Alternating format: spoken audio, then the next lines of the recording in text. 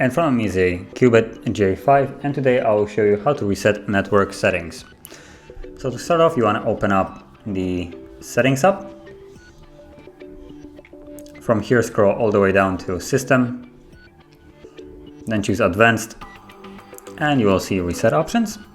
And from the Reset Options, you should find Reset Wi-Fi, Mobile, and Bluetooth. Now mind you, once you do this, you will lose connection with Wi-Fi.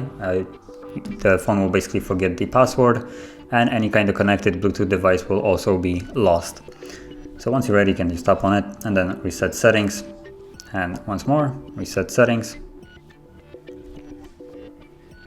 And if I turn on my Wi-Fi, it should be, yep, completely forgot. So yeah, it worked.